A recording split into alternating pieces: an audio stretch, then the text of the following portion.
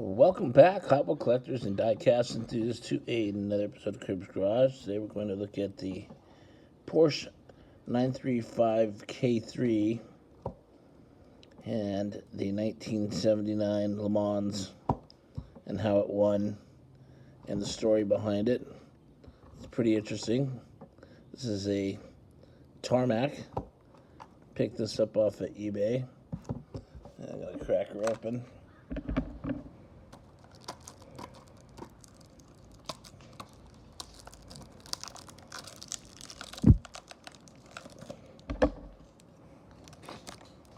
Go.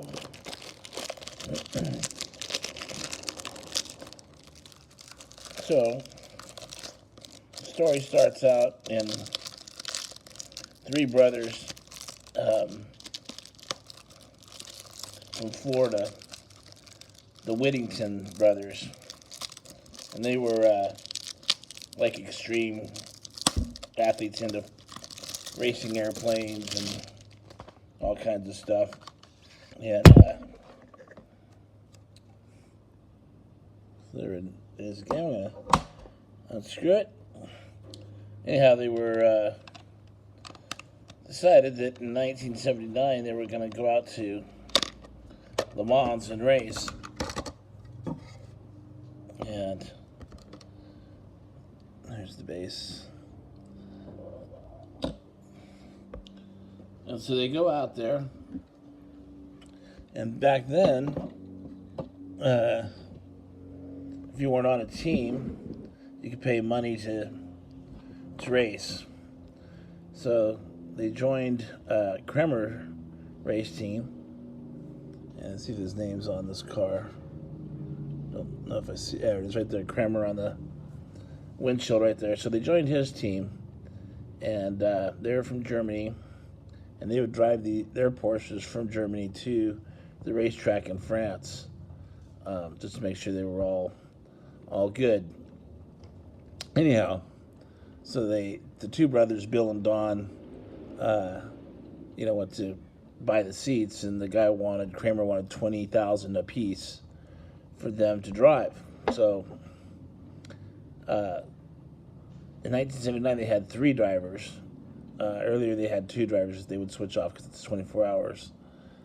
So in 1979 they had three drivers. So they had his driver was a guy by the name of Claus, who was a professional race car driver, and then he had the two brothers. And so when they had their first meeting, the Kremer was saying, "Hey, okay, this is how it's going to go. Claus is going to go first, and then you, Bill, and then you, Don."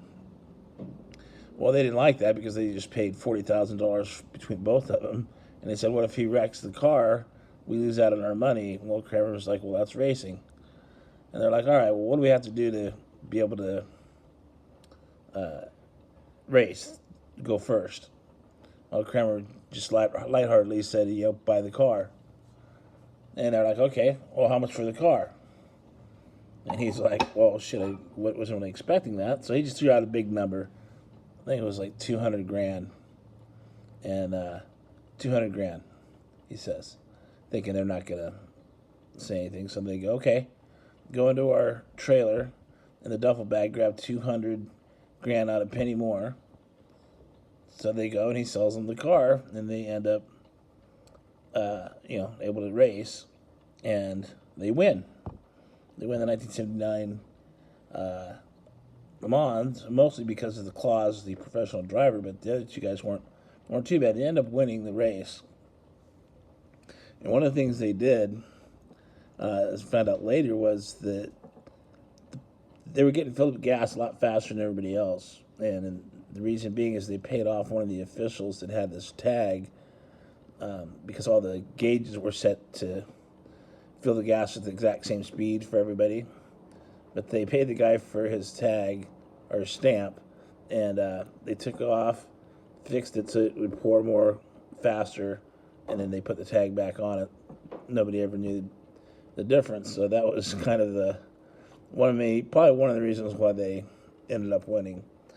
And then after the race, a bunch of 935s came to, he sold a bunch of cars, Kremer did, and they wanted to buy a couple more, which they did. And then in Daytona, they years later they raced at Daytona, the 24-hour Daytona, and they had the fastest qualifying time ever, like crazy. And so come to find out, years later, the car was getting refurbished. They found that there was an open seal. So they opened it up and they see that the seal was open, but there wasn't anything in there. And so they go to the original guys who built the car and ask, how we refurbish this. And they said, oh, you found the hole. And they're like, what's the hole? And they're like, yeah, that's where they had nitrous put inside where that seal was. And that's how they were able to get that fast qualifying time. So all that cash that they paid for the cars, and they were known to have a lot of money, but their sponsorships on their cars and stuff, they didn't really have any sponsors. And they had an airplane company where they would rent out their airplanes, and at one point they bought a racetrack called the Road to Atlanta, Road Atlanta, and it had, out of the tracks, then it had a really super long straightaway on it. And what they were doing is, because they had the airplanes, they had two planes flying one on top of each other, so kind of like this, One would land on the airport on the straightaway, and one would land at the local airport. Well, they had these storage units, and these flights were coming from Colombia and all these different places. And so, guessing, some people say they think it was marijuana.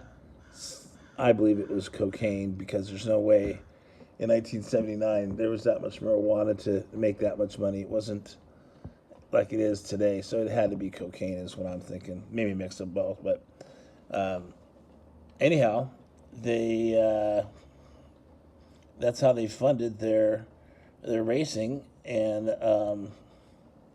eventually they got caught and went to jail and did their time. And this car here ended up getting donated to the Indianapolis museum. And when they got out of jail, they wanted to get the car back, but they never did get it back, and it's still there. So that's the story of the 935 K3. In case you were wondering, the Whittington Brothers. All right, hope you enjoyed the little short story, and have a great weekend. Peace out.